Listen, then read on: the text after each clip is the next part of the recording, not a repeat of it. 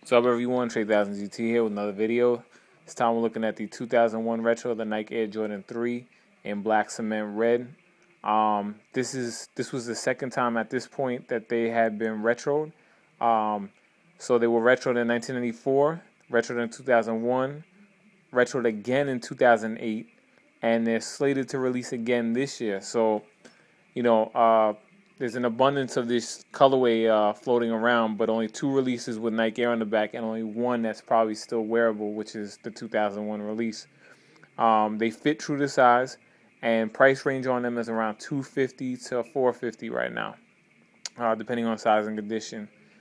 Now, some issues I want to bring up. Number one, in comparison to the other releases, the 94 release, the ankle padding is a little bit thinner, and on the 2001 it's thicker but nice and soft, nice cushion. On the 2008 version, it's almost like it's like padding with like air inside it, because it's just very stiff. Quality is not as nice as it was on the 2001 version, and Nike Air is missing off the back. Also, the shape is different, and the leather upper on the 2008 version is not as nice as the 2001. Now, all around, I definitely have to recommend this shoe to you if you collect Jordans. They're much more comfortable than the 2008 retro. The 2008 retro features the newer Air units.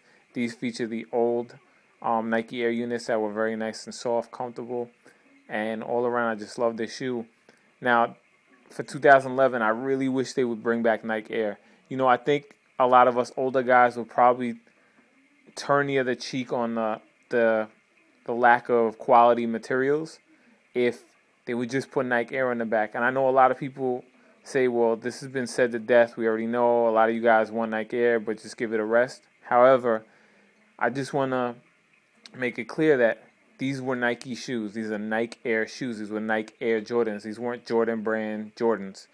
So Michael Jordan didn't hire anyone to make this for him. It was Nike that hired, Tinker Hatfield to design the shoe. It was not Jordan brand. So, to my opinion, it's like, well, why should we have the Jumpman on the back? Now, back in 2001, for a lot of you guys that don't remember, if you saw a Jumpman on the back of this colorway, you immediately assumed it was fake, because it's supposed to say Nike Air on the back. Now,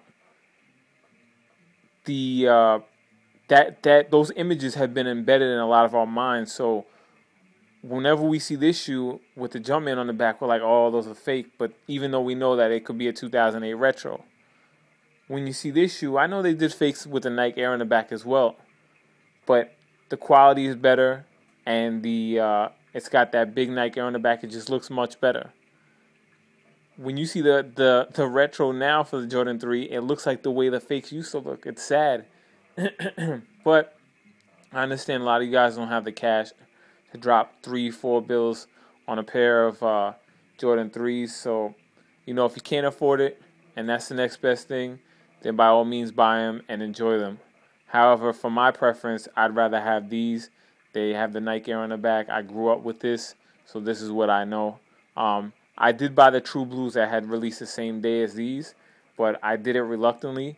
My friend had to actually do some convincing, and I'm glad he did, because the True Blues back in 2001 were much nicer than the later retros that we got. Much more comfortable, better quality leathers, etc., etc. So, but anyhow, I just really hope down the line, before